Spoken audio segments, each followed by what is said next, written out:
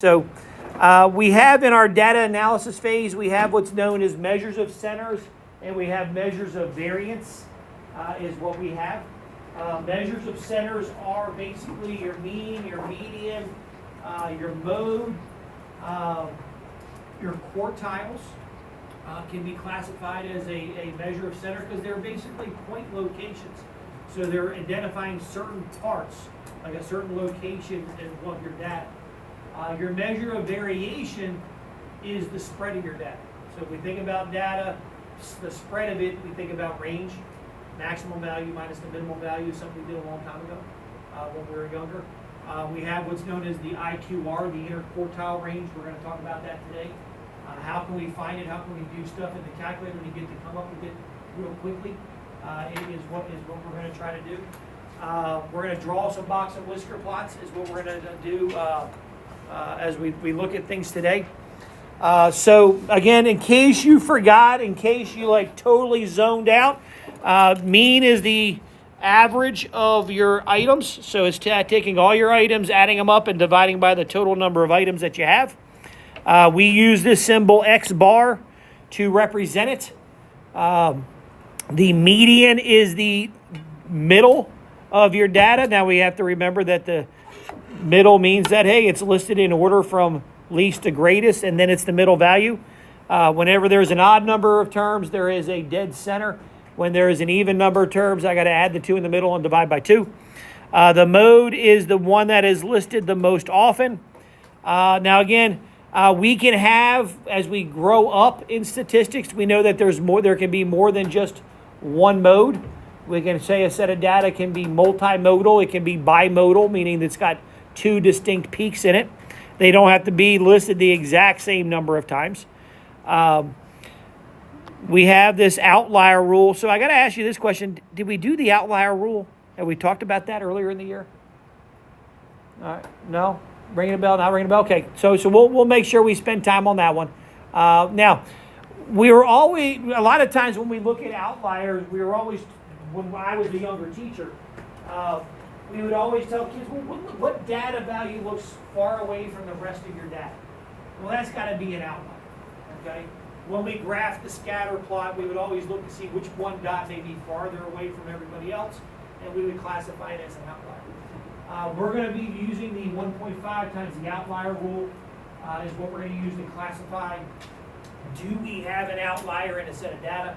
And in order to use that rule, we got to use the quartiles. Q1 and Q3. So we're going to have the calculator get some of that information for us from a set of data as we do things. And so we're going to go ahead and here's the first example. They asked us to figure out, okay, what is the mean, the median, and the mode? So I'm going to use the X bar for the mean, and then the median, and the mode I just have to spell out because there's no shortcuts for those. And then they asked me, is there an outlier? And again, I'm going to use the 1.5 IQR rule is what I'm going to use for this one. So as we get our data, let's take those numbers there for the salaries. Is there an outlier? Now, obviously, common sense, when you looked at that set of data, you probably said, well, Mr. Stevens, I don't need to do a formula for an outlier. Sorry, I tried to split screen and I changed it to be too much. Too skinny. Right there. That's what I want. Stop there. There you go. So obviously, we would say that's probably an outlier. And that's how we would have handled it back in middle school. Well, let's test to see if that is an outlier. I know visually it looks like it. But as we go through, let's grab our calculators. I have mine there. Again, if you need to reset it, please reset the calculators. Second plus 712. And I'm going to go into the table and I'm going to enter in my data values. 32,123, 41,000, 38,000, 72,000, 42,000, 38,000, 45,000, and 35,000. All right, so I got my 8 data values in there. I'm on line 9. Great. And again, as I enter that in there, I'm going to do a 1 var stat. A one variable statistics is what I'm going to do as a calculator feature. So with that, so as I go back in, I'm going to press stat, go to calculate, and it's the very first option, one var stat. Hit enter. I got all my data in L1, so I'm not going to change it. So I'm going to go down to calculate, hit enter. They tell me that my X bar is 42,875. There's my mean.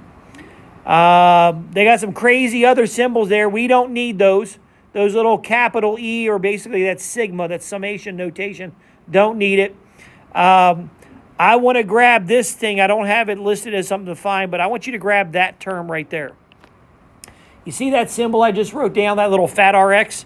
That is our standard deviation. That's our standard deviation. We want to go ahead and grab that number there because we'll get to talk about it.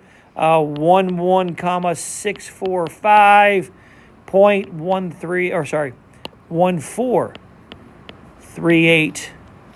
All right. So I got it out to 4 decimals. So there's my standard deviation. And then they asked me, is there an outlier? Well, I need the mean and the median and the mode first. So let me scroll my data down. And if I notice the rest of what's on the screen there, I see these words that say min. My minimum is 32,000.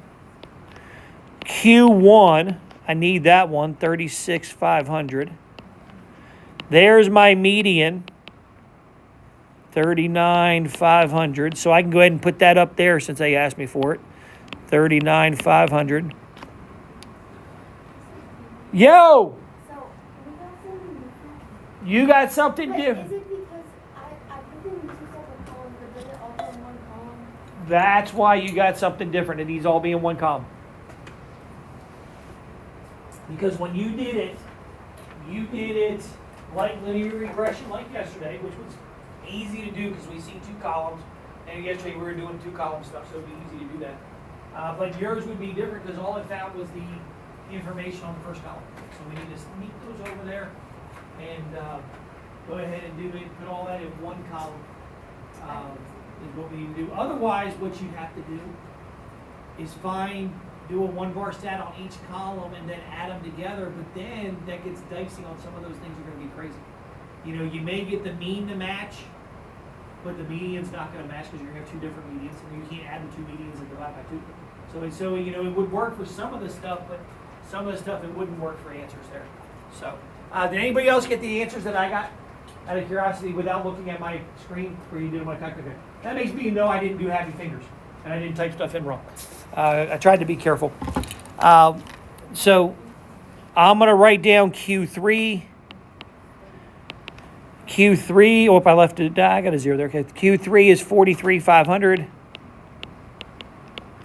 And then my max, I'm going to grab that number too while I'm at it. Now, the reason why I'm grabbing all these numbers is, as we'll see a little bit later on in our lesson, the min, Q1, the median, Q3, and the max, those things are all known as our 5-number summary.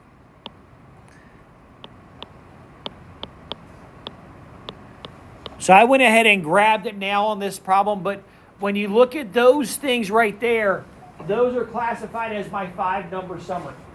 They help me draw the box plot, the box and whisker plot. Okay, and again, we get to address that a little bit more later on in the lesson, but in order for us to do the IQR rule, I need Q1 and I need Q3. So I might as well go ahead and grab it and talk about it right now while we have a moment. But we'll talk about the 5-number summary a little bit more. So I have my information. So now I want to figure out, all right, what is 1.5 times Q3 minus Q1? So I need to figure out, well, numerically, what does that work out to be? So what is 1.5, whoopsies, 1.5 times the quantity. Q3, I said, was 43,500. Minus Q1 was 36,500. And that answer is 10,500. So that's the first thing I got to do in this, like finding out, is there an outlier? I gotta find out what that number is first. Now, what I have to do is I have to find my lower fence, which happens to be Q1 minus that number. So what is 36,500 minus 10,500? And that works out to be 26,000. Looks like it. So any number less than 26,000 is an outlier. Do we have any of our numbers in our sample that are less than that? No. Okay, so we have no lower outliers on our left fence, our lower fence. So now I have to do the upper fence. So now I need to do what's the upper fence, and the upper fence is involved with taking Q3 and adding that 1.5 IQR to it. So I'm going to get rid of my calculator to give me more room up here. So with that in mind, Q3 we said was 43,500, and add the 10,500, which gives me 53,500. And so as I look at my list, again, there's none here, none on that side. On this one, anything above 53,500 is an outlier. The who? Oh, I didn't add my 5s and 5s together, did I? Thanks, dude. Appreciate it.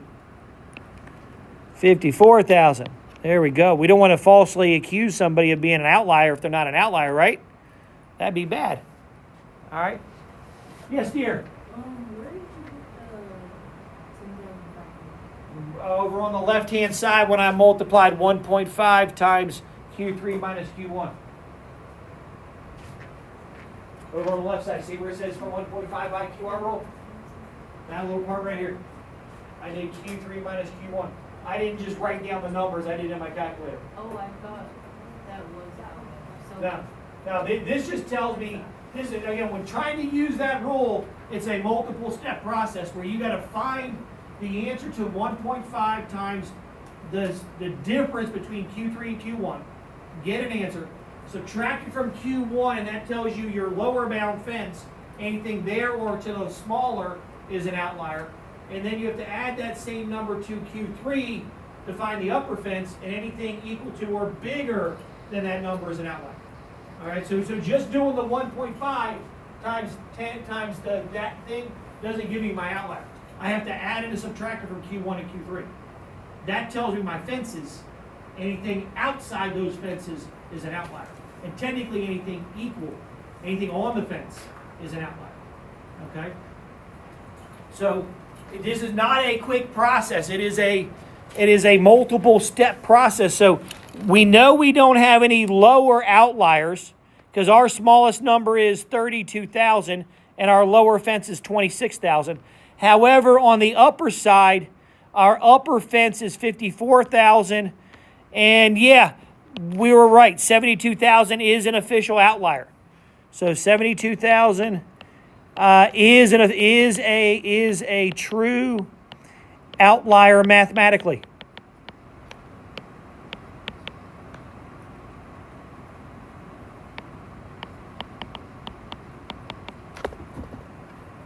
Mathematically.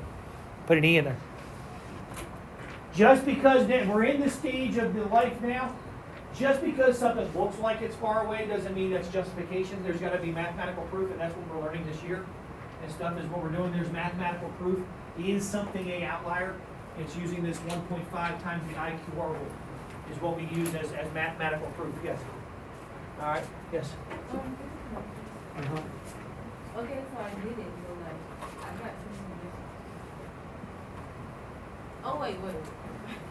I got you. All right. Now, we're going to be doing that a little bit more. Okay, we're not done doing it. We're just going to move on through some other note stuff, and then we'll get back to doing some things. Measures of variation. A measure of variation, it describes the spread or the distribution of the data. The range is an example of a measure of variation. The variance, the standard deviation. Remember, we talked about standard deviation before. IQR, we just had that pop up. IQR, that's Q3 minus Q1. Q3 minus Q1. That's the IQR. Those are what we classify as measures of variation. Now, the range is always the biggest minus the smallest value. So your max minus the min. Max minus min equals range. Now the challenge is, yeah, that we can get that, but sometimes that doesn't. Yes, ma'am. I can plug that in for a little bit. Let me charge.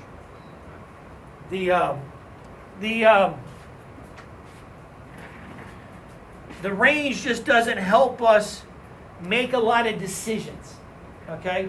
And why doesn't it? Well, we look at our example of the problem that we just did with that data. I don't think I had the context, I just had the stuff there, but I think it was salaries. So you had a whole bunch of salaries. You had 7 salaries that were anywhere from, 30-something to 40-something, and all of a sudden you had one that was 72. All right, well, the challenge is, if I said, well, the range of the salaries is roughly $30-some thousand, that's a huge range. But really, there was one person that made 72,000, and that was an outlier. It skewed the interpretation of what the true range of salaries for the people there. Probably the 72,000 was the boss, and everybody else was the little peons.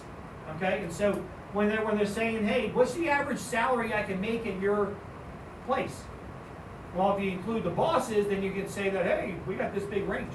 But we would say, actually, really, it's here. Because the boss is the boss, and we don't want to include it in that. Because it skews the information. Skew is a bad word to use at this stage. But, outliers affect the mean. And so we got to be careful. The variance is the square of the standard deviation. So we know this symbol stands for standard deviation.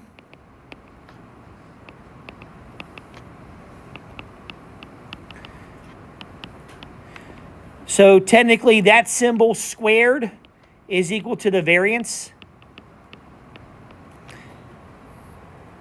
So with that in mind, if I tell you that the standard deviation is 1.2, and I ask you for the variance, how would you find it? You do 1.2 squared, which would be 1.44.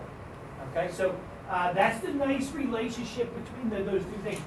One is the square of the other, and the other one is the square root of the other.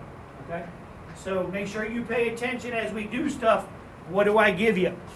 Now, how do you find standard deviation by hand? Okay, how do you find it by hand? I'm not going to ask you to do it, but I do have to give you a little feedback, a little information about it. So to find the standard deviation, what you're supposed to do, you're supposed to take your data, find the mean. That's the X bar. So I got to go add up all my data, divide by how many things I have. That gives me my mean. I then take the mean, subtract it from each of the individual X values in my data, get an answer, square each of those answers, makes them all positive and bigger, then add up all those squared answers. Then I divide by how many items that are inside of my sample that I had in my problem, and then I take the square root. And that's the standard deviation. Big, long thing. It's great and easy. Like, we only had like an 8 problem activity there, an 8 thing. That's not too bad to do by hand. It's still take a buck. But, imagine if you had a set of data that was like 30 or 40 items. Would you really want to do that by hand and have to add them all up, and then subtract, square, add, all that stuff? It just takes forever. Okay, now the calculator does it in a fraction of a second. We already wrote that down in the previous problem. We wrote down that fat RX. All right, we said, hey, here's the standard deviation. It does this whole formula real fast for us in a split of an eye. Fat R. Fat R. Fat R. Fat R. You have a skinny R, you have a fat R. That is technically lowercase That is lowercase sigma in the Greek alphabet.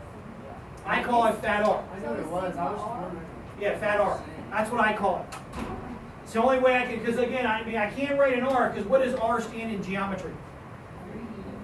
So we can't use that. So, and again, some of the Greek letters are easy to write. Sigma. Kappa Sigma, my fraternity, right there. Kappa Sigma, that's what the fraternity I was in college. Okay? Some of those things, Delta. My wife was a, hold on a second, she was a, no. She was a Delta. No.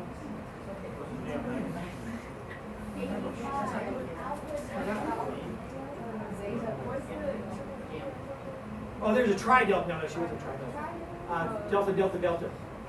How can I help you? Delta gamma, that's what she was. So she was delta, and then gamma. Gamma's like, I think that. Hey, do a YouTube brochure. Real quick, do gamma.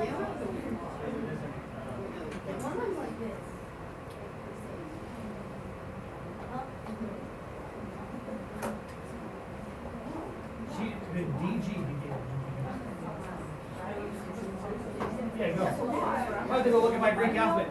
Now that I don't get hazed anymore, hey, there it is. It's like a half pi. It's like a half pi. Yeah, like that. So there's delta gamma. Okay. So since I don't get hazed anymore, I don't have to worry about knowing the Greek alphabet forward and backwards. So, all right. So. All right, let me get you back on track. You're so easy to get distracted. All right. Shh. Roping you in. Now, box and whisker. You remember those? All right, so over here, that's your min. This is Q1. That's the median. That's Q3. There's your max. The 5-number summary that I mentioned earlier, that I have now back on here, the 5-number summary helps us find do the box and whisker. It helps us create the box plot. Okay? Yes. We're going to talk about why it's not, because the median is the middle of the center of the data, but doesn't have to be the center of the box. And we're going to talk about that here in a second. Okay? So, again, when you guys grew up, because we did this back in middle school, right? Yeah. So we always, in eighth beginning, remember, we start introducing easy versions of stuff at an early level. As we progress and learn more complicated, we start refining the stuff and narrowing it down, being more exact as we do stuff. Okay? So when you guys were younger, your teachers weren't wrong for just saying, hey, it's in the middle of the box. Okay? But now that there's more statistics involved in this whole process of stuff, we actually have to talk about, well, where is the median? The median is the center of the data, not the center of the box.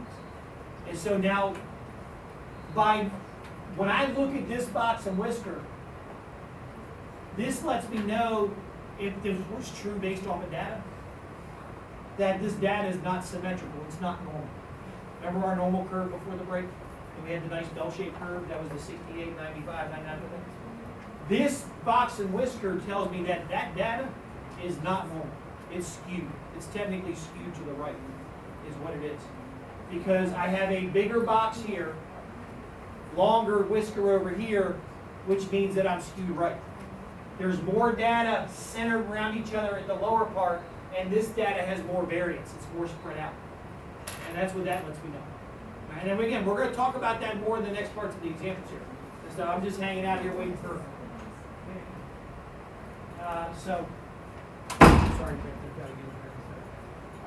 So again, this part is new, so you want to make sure you stay with me, because you've never had to analyze the box and whisker part.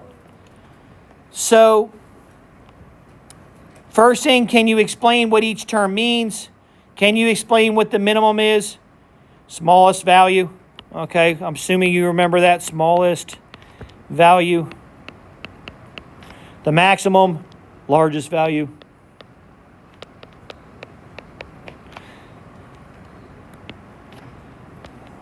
All right, the median, it's the center of the data. Now, Q1, quartile 1,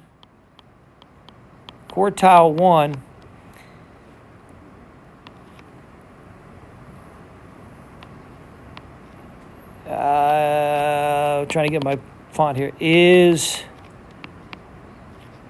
technically it's the median of the first half of the data.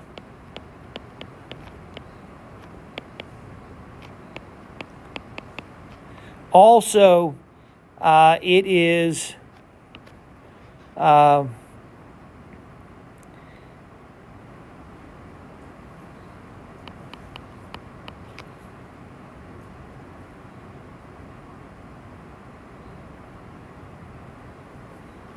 Q1 is associated with the first 25% of the data. So it represents the first 25% of the data. It's also known as the 25th percentile. So there's a lot of roles that Q1 has. It is technically the median of the first half of the data. So if you go from the smallest value to the dead middle, Q1 is the dead middle of that first half of the data. That's one rule that it has. The other role that it has is that technically 25% of the data is less than it. It separates the first 25% of the data. And then it also has the other nickname of being the 25th percentile, because 25% of the data is to its left. All right. Then we go through Q3. And I'm going to go over here for Q3 here. Q3, which happens to be quartile 3. It is the median of the second half of the data.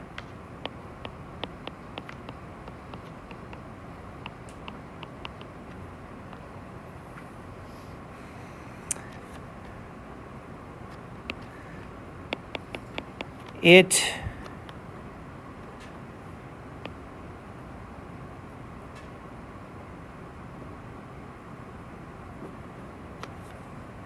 I don't want to use represents.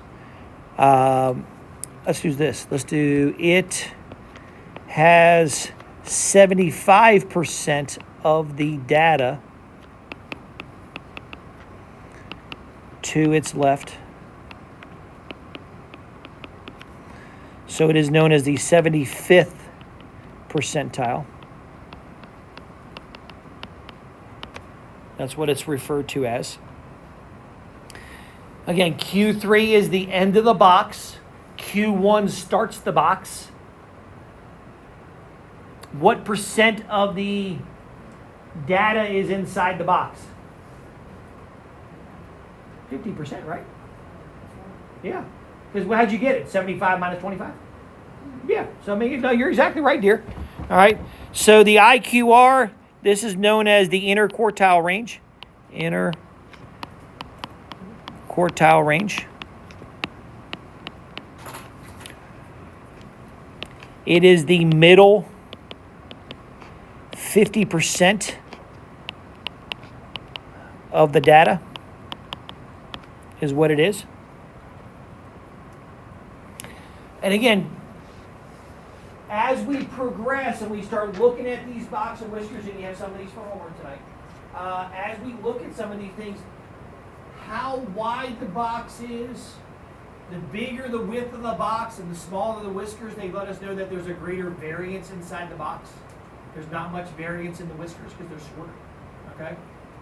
If you see the median really close to one edge, whether it's Q3 or Q1 inside the box, then that lets you know that the opposite direction is where I'm skewed. because there's more variance, it's more spread out going in that other direction. So there's a lot of data values in the shorter section and very few data values in the outer section. That's why it's kind of spread out and skewed that way. That's what we're going to progress into.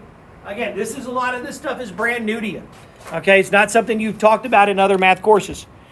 So, and here's an example, so I don't have to draw the pretty pictures. So in the dead center, it's easy to start with the symmetrical.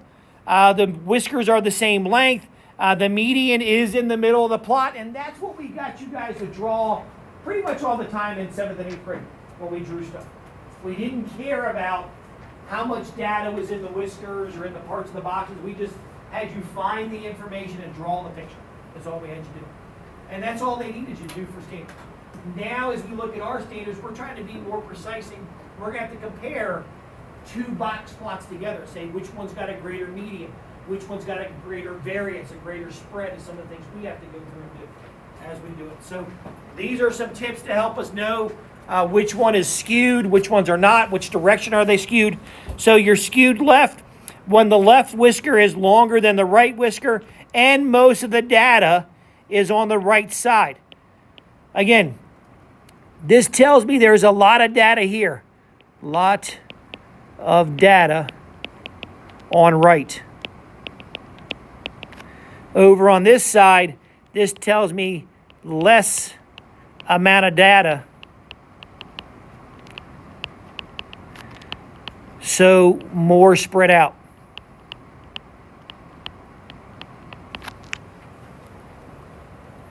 The longer the whisker you are, the longer the box you have. On that side, that's the side that you're skewed to. The other side has more of the data values occurring in. There's more frequency of data values occurring in that side. All right? Skewed right is the opposite. More data values on the left, not that much on the right-hand side. They're more spread apart. Okay? That would be like our example of our salaries with our boss in that one here. The boss is way out here, and the rest of the other data is over here, so it made it skew right. Because it was way out there by an extra 30-some thousand. Okay? So,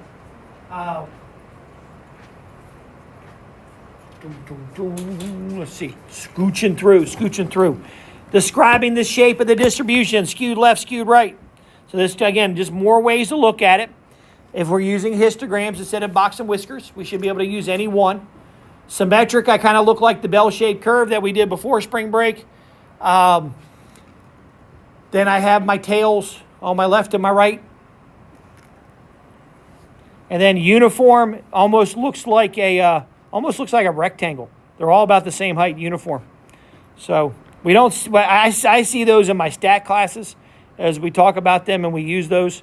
But that's when it's like, hey, everything's got the same number of frequency about, and so forth. So how do you choose the most appropriate measure? Well, first thing you need to talk about, one is it's symmetric. That's the first thing you got to decide. If I'm symmetric, then I should use the mean to describe the center. Now, I will tell you this much. IQR is the most preferable. Actually, hold on a second. Freeze. Stop.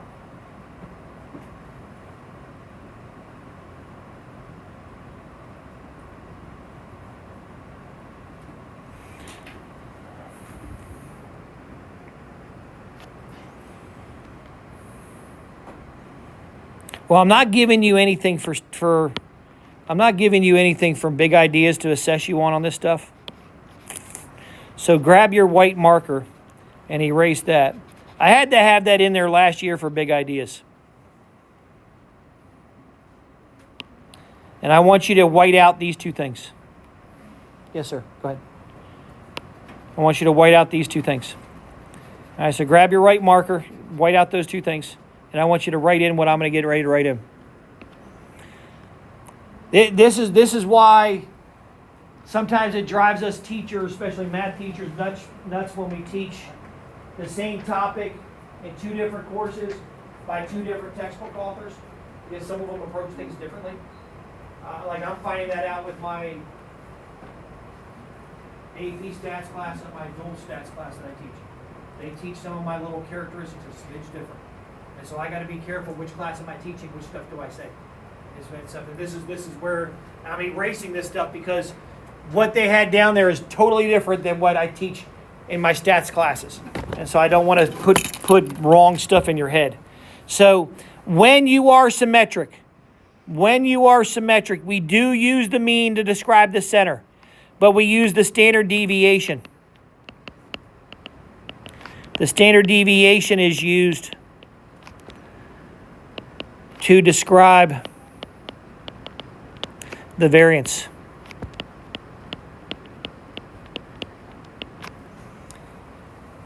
If you have symmetrical data, if your data is approximately normal, we use the mean and the standard deviation to describe the center and the variance.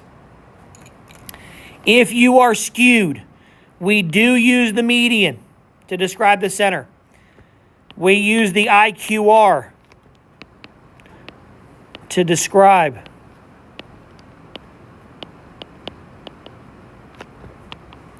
the measure of variance.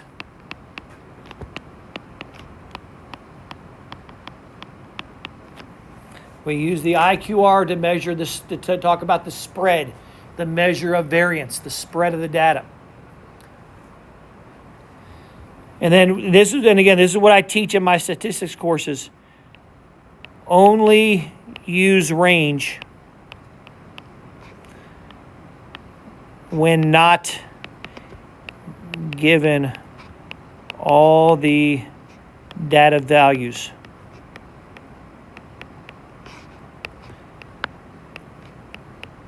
So only given like max and min. If all they give me is the max and min, and they don't give me all the data values, then I have to use the range to describe the spread. But if they give me all the data values, I actually need to go through and I need to calculate, okay, what is the IQR?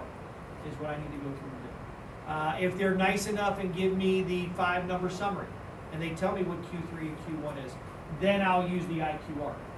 But if all they tell me is what the max value is and the min value is, I got to use the range to describe the spread. Is what I have to go through and do. Okay. So sorry we had to erase there, but that is just too contradictory to what I teach in my stats classes. And besides the fact, I'm pulling my stuff from my stats classes to assess you on stuff, not big ideas. So I need you guys to be in line with what I teach in those classes, because that's what's in line for the EUC anyway. So, again, another reason why I don't like this textbook. So, all right, transforming data. We're almost done, then we get to practice some problems together. Transforming data. So what this is telling us is when a real number k, when I take a number, whatever it is, and I add or subtract, that's an add or subtract, that value from each of the individual data values in the set. So let's say if we use, for an example, our salaries up above. Let's say I was going to give everybody a $2,000 pay raise. So I go back and I say, okay, you plus 2,000, you plus 2,000, blah, blah, blah, blah, blah. Then I go back in, redo a 1-bar stat, and I find out what the mean is. And I find out what some of the other things are. What I will notice, and this is what they're letting us know that is, if I take each of the data values in a data set and add or subtract the same amount from every single data piece, really all I have to do is take the original mean and add that same amount to it. Okay? I can take the original median, add that same amount to it. Okay? That's what this is telling me, is that when I do that, when I add or subtract some of the values, we can just go ahead and add it to it. Any of your measures of center, so your Q1, your Q3, your mean, your median, your min, your max, you can just add that data value to it, and that's what the new one's going to be if everybody's being added by the same amount. Now your standard deviation, your measures of variance, that doesn't take place. As we look here, it says our measures of variances will stay the way they originally were. So even though I add 2,000 to everybody basically just shifted, but I didn't spread them apart. They just moved. And so that's why the spread, the measure of variance, stays the same. All right? As long as I'm doing it to everybody. Now, if I only change one person by 2,000, now the standard deviation is going to change. But if I change all of my data values by the exact same amount, by adding or subtracting, then basically my measures of variance are the ones like standard deviation. They don't change. They stay the way they were. Here, when I multiply and divide, everybody changes. So your standard deviation changes, or whatever you're multiplying by, whatever you're dividing by. So adding and subtracting only basically change your measures of centers. When you multiply or divide, everybody changes. So whatever I'm multiplying, I'm saying, you know what? You're not going to get a $2,000 raise. I'm going to take your salary and double it. And everybody in this room, I'm going to just double your salary. And that's what your new salary is going to be. So what's my new mean for my salaries? Well, I can just take the old mean and multiply it by 2. What's my new standard deviation for the new salaries? The old standard deviation times 2. If I'm doubling everybody, or I'm saying, you know what? Sorry, we had a bad year. We got to decrease you guys by a half salary. All right, we got to divide everybody's salary by 2, and that's what you're getting paid by. Then we would just take the old standard deviation divided by 2. That's what that's saying there. If I'm multiplying and dividing every data value by a number, then I can just take the old data set of mean, median, whatever those things are, and multiply it or divide it by that number that I'm changing it by. As long as everybody's being changed by the same amount is what I'm allowed to do. And what that does is that allows us to, it saves us time from having to go back and recalculate.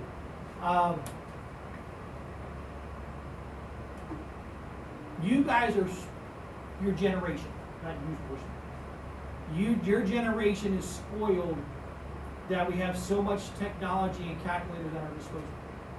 Okay. Yes, I know on the end of course exam you guys take a non-calculator portion, but that's only one small part, and there's more problems on the calculator sections than the non-calculator section. Okay. Me growing up back in the 80s, it wasn't like it was like the 40s, but back in the 80s, we didn't have calculators out there that much. I mean, most of us didn't have stuff. We didn't do calculators. We had to do everything by hand. And so when they asked us these kind of questions, they said, hey, if I add a certain amount to every data value, how does it change the mean? How does it change this? Then what we would go through and do is we would actually do a quick little dummy problem. I wouldn't do 8 things. I would do maybe 3 or 4 things. And I'd pick out 4 numbers, find the mean of it.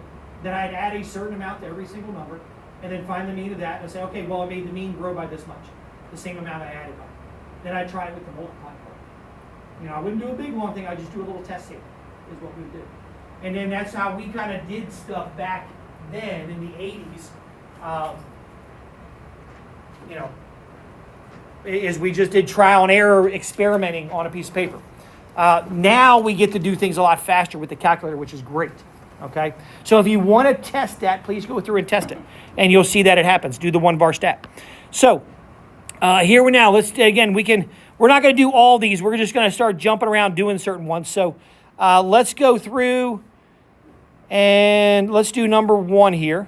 All right. So it says find the mean, median, and mode. Mode is again who's listed most often.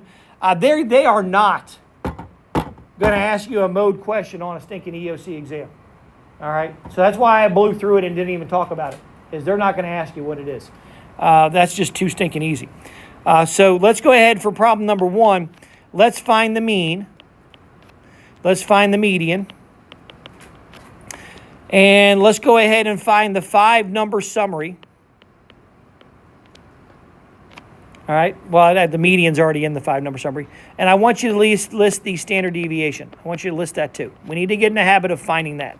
So as we do those things, let's get that from our data set for problem number 1. We should be able to think about doing outliers from that data set as well. I didn't ask you to do it, but we should be able to do it. So let's see, get my calculator rocking here. Stat, enter, there we go.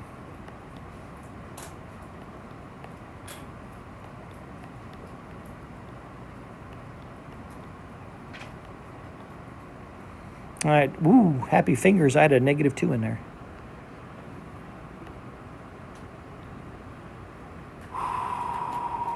That looks pretty good. Stat, 1-var stat. All right, so grabbing my information. I know my mean, my X bar, 4.375. Median, I got to scroll my screen. So my median is 3. So as I get the 5-number summary of the min, Q1, the median, Q3, yes. For the mean, I just got 4. You got who? Crap, that means I have, since 2 of you said I got this, that means I had happy fingers, or you both had happy fingers. I'll go back and check. You got that? All right, Mr. Stevens is wrong. All right, I was trying to avoid being wrong. 3, 5, 1, 5. Oh, I need a 1, 1, 2, 3, 7, 5. All right, sorry. All right, yeah, I forgot a 1 in there. All right, there we go. Thank you for letting me know. I do appreciate that. All right, I did get 4. That changed everything. Just one number, one number just screwed it all up. All right, so let's get in there. So my mean is 4. And then now, how did that affect my other stuff? My min was still 1. My Q1 was 1. My median was 3. Q3 was 5. My max is 15. My standard deviation, 4.4159, going out to 4 decimal places. Now, common sense, do we have an outlier? Common sense, yeah, we think, what is the outlier? 15. Yeah, we think 15 is the outlier. So now, if they ask us to justify, to prove, then that's where I need to do that 1.5 rule. Okay? Now, here's the key thing. I'm not worried about any of the smaller numbers being an outlier. I'm worried about the 15. So when I look at on a testing situation, if it's only one big number or one really small number I'm worried about, that means I only have to do one of the fences. I don't have to find both. Okay, so that says we're looking at time saving because, again, what do you have in 2 weeks today? ACT. Okay, which finding, doing mean, outlier, this kind of stuff could be on there. So you know, since I only, what?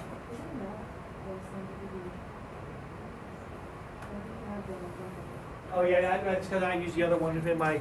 There's 2 different deviations. There's a population, and there's a sample deviation. And in my other classes, we've been using sample deviation all day. Thank you, sweetheart. Yeah, I'm trying not to confuse you there. We should be using the 4.163. Sorry, my other classes we use the one above it, the sample deviation, because we got to give a little room for error. Is what we use that one by. So. Again, for those of you that have signed up to be gluttons of punishment for being in my stats class next year, I just get to confuse you then when we do it. So, all right. So, if I want to find out, is that an outlier? So, what's 1.5 times 5 minus 1? So, 1.5 times 4, that's 6. 6 plus 5 is 11. That's my upper fence. So, yeah, that's an outlier. Outlier mathematically. We proved it. It's greater than 11. Okay?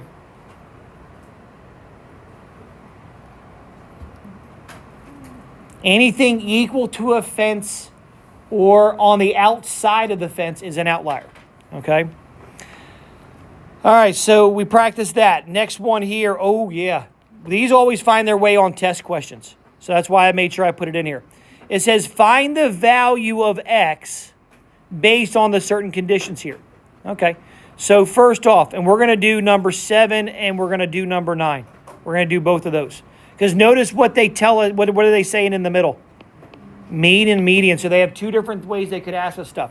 So we know the mean. We know x bar is equal to 6 when 2 plus 8 plus 9 plus 7 plus 6 plus x divided by 1, 2, 3, 4, 5, 6.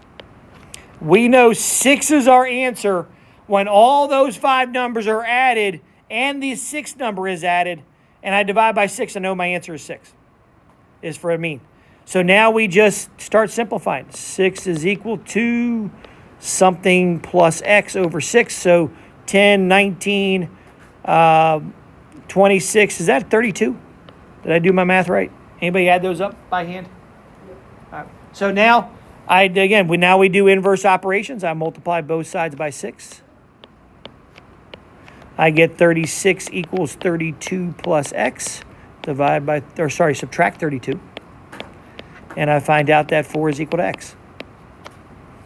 Typical word problem that we would see like this one associated with. Joey has gotten the following scores on the first 3 exams, 70, 42, 85. Joey wants to have an average of an 80 in the class. What does Joey need to get on the 4th exam in order to make that happen? Okay, so that's where we would take each of the 3 exams plus x, divide by 4, because there's a total of 4 exams, and set it equal to the 80, and then we'd start solving to see, okay, what does Joey need to get? It's possible? Is it possible for Joey to get an 80 in the class? Okay, now, my dual classes that I teach, I have kids at different stages dropping left and right because they just don't do homework, so their grades are horrible. Okay, and there are some kids that stay. They say, "Hey, Coach, is it possible for me to get this grade?" So then I start doing that math problem. I start saying, "Okay, you have this, this, this, and this," and I start doing the averages and trying to figure out, okay, what do you need to get on this next test for this to happen? Okay, so so it's a practical skill. Now, number 9's a little bit more challenging. It says my median is 14. So the first thing I need to do is put these numbers in order from smallest to biggest. They are. So that's great. So 9, 10, 12, x, 20, and 25. I brought it down again just because I need room to write. There are 6 numbers. So that tells me that 12 plus x divided by 2 is got to equal 14 because 14 is the median. Now, again, the numbers were listed in order for us. They're not always listed in order for us, so it made it a little bit easier. We know the median is the middle of the data. There's an even number. Mr. Stevens? Yes, ma'am. Hi, can I have Giselle Guerrero for early dismissal at the annex office? Yes, ma'am. Yes. Thank you. Yes. Again, homework will be in Edulastic again. Okay. I think the link goes live here in a little bit. Yes, we do.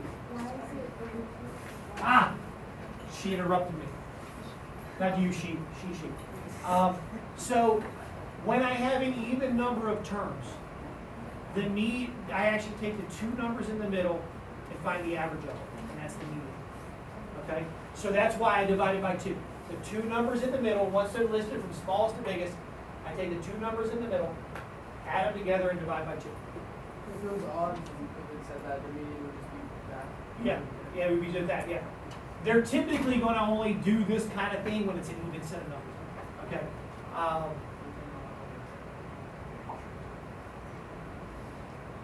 It'll be, and I'll be honest with you, I have you practicing these things more for the ACT than I have you for like what's going to be on the EOC. I really don't think they're going to waste the time of day of giving you something like that on the EOC and stuff. They're going to use some of the other stuff, but I can see this being an ACT. Okay, just like that being an ACT. Okay, that's why I want to make sure we have it, because we do have that in 2 weeks, and I want you guys to maximize the easy questions when you can. Sweetheart, yes. All right. So now we just need to solve.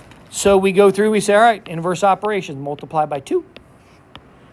I get 12 plus x equals 28. Subtract the 12. And I get x is equal to 16. Okay?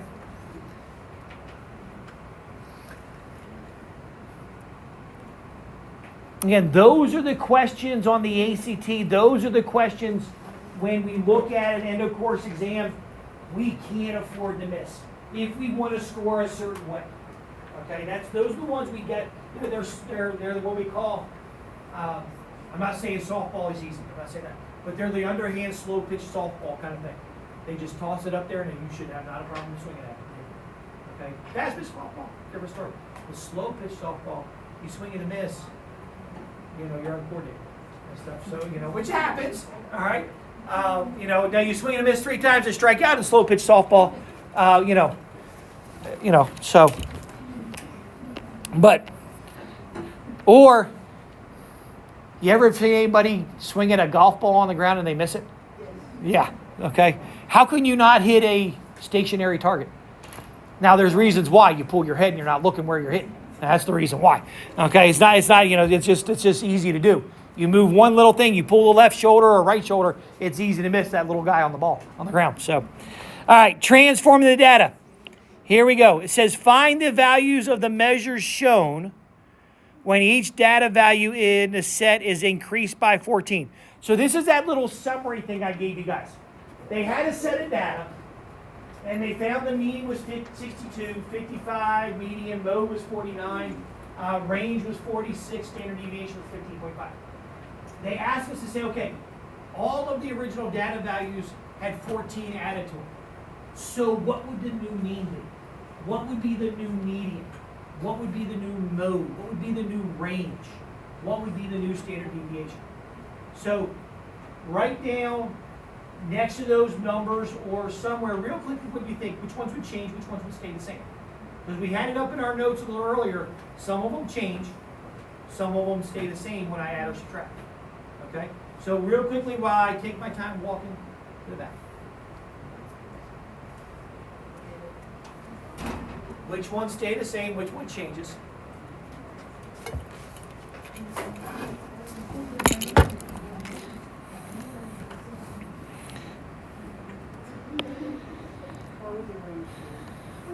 It's like you're increasing, so it adds more to the data. So does the bottom.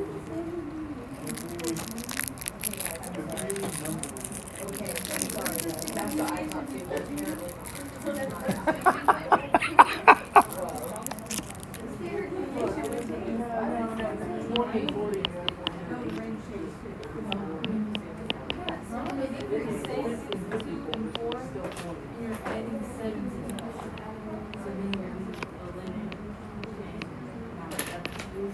All right, so with this in mind, the mean, the median, the mode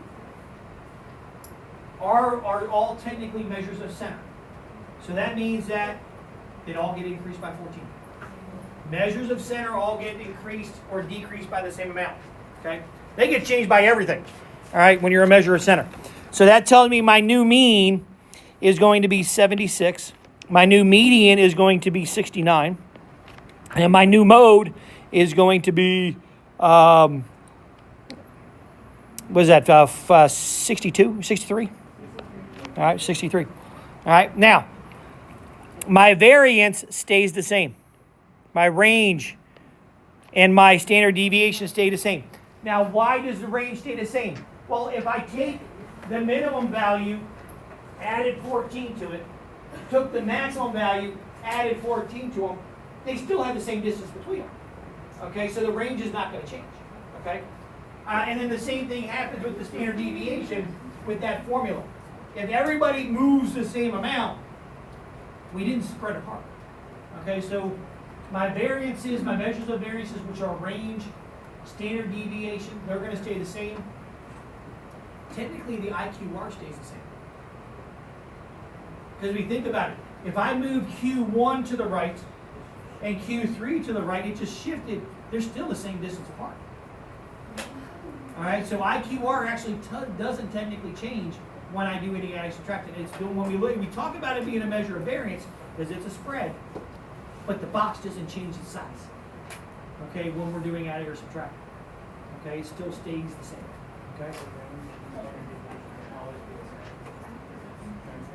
Yes.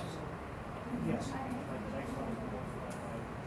So since the next one is multiplied, everybody changes. It is going to get smaller because we're multiplying by a half or dividing by 2. All right. So, but everybody's going to change. Okay.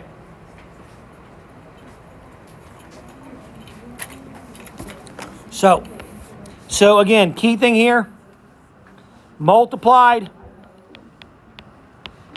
Everyone changes. So that would be what? 160, 150. That would be half of an N, part of an O, half of an N, and part of an E. Half. You know, just cut them in half. So. No. I gotta be a dumb dad joke at some time. I gotta feed it into my class. All right, standard deviation, cut it in half. 35.3. Oh. I was trying to split the word in half and none. Vertically. I guess I could have gone with no. That splits it in half that way. Take away the NE. Right, take away 2 letters. I gotta keep myself entertained somehow, you know. I'm just waiting for my granddaughter to come along. How warped she's gonna be by the time I get all my humor. You got daddy humor, but man, I'm gonna have granddad humor. She's in big trouble.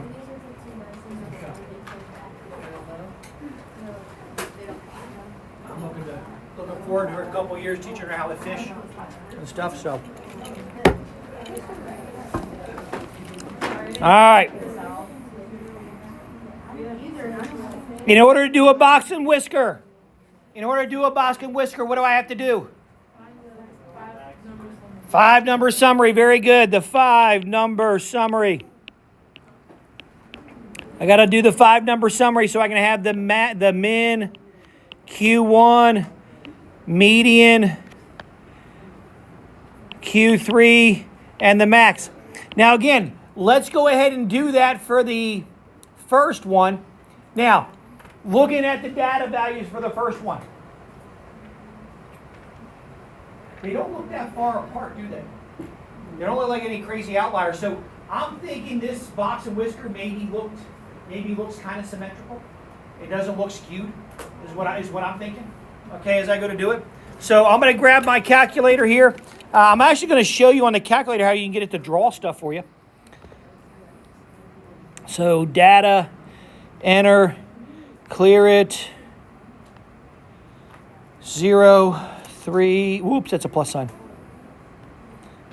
4, 5, 2, 4, 6, and 5. All right, so go back and do a 1var stat. And there we go. Everything's in L1. Here we go. Now I grab my stuff. Now remember, I don't need the mean or the standard deviation when I'm doing a box and whisker. I just need the 5-number summary.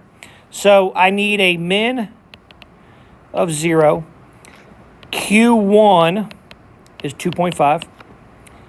The median is 4. Q3 is 5. And the max is 6. All right, so fair enough. So we try to draw a number line. And I'm just going to try to go 0. Try to evenly space this out. That way I don't distort stuff.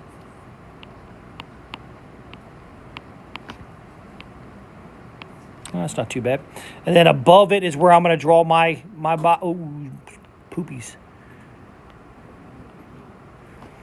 Above it is where I'm drawing mine. So I have minimum at 0. 2.5 is Q1. So I'm going to draw my whisker. Draw the side of the box.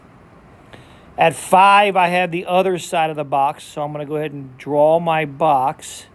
And then now at 4, I'm going to put in the median. And then I get to do a small little whisker to 6. Now, the left whisker is kind of long.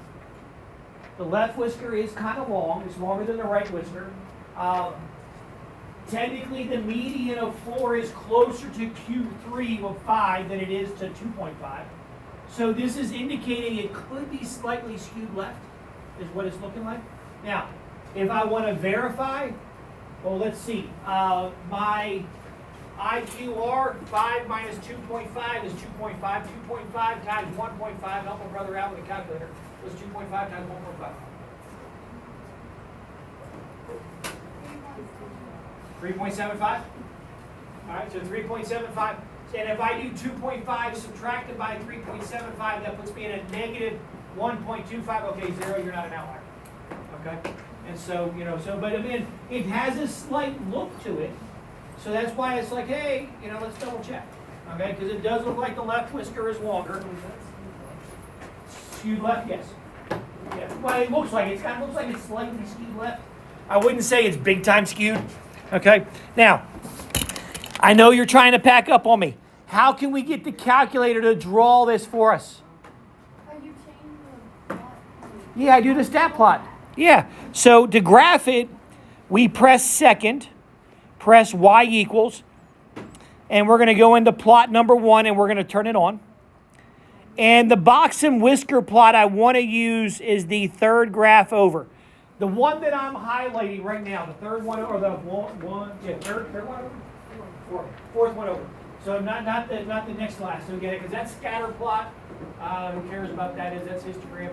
This one, the calculator on this one will indicate with a dot an outlier. It won't connect a line to an outlier. It actually indicated with a separate dot. So whereas the next to last graph connects all the dots on the end, so you really don't know who's an outlier. So we use that one to decide. So I'm going to hit enter on that one.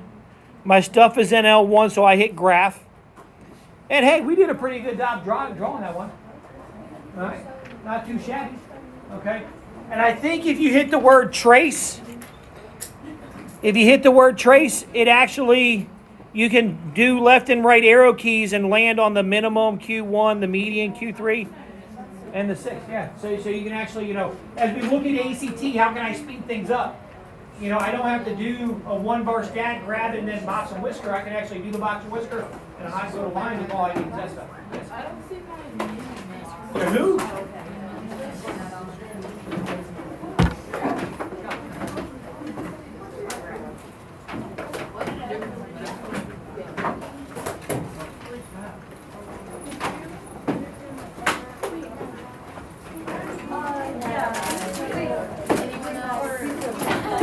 Anyone else?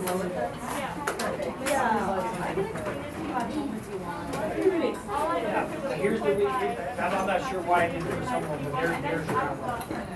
I did zoom 9 to zoom 6. 1.5 times Q3 minus Q1. Q1 is Q3 minus Q1. Easy peasy. All right, say goodbye, Brooke. I got to go to Gallatin for a meeting, so.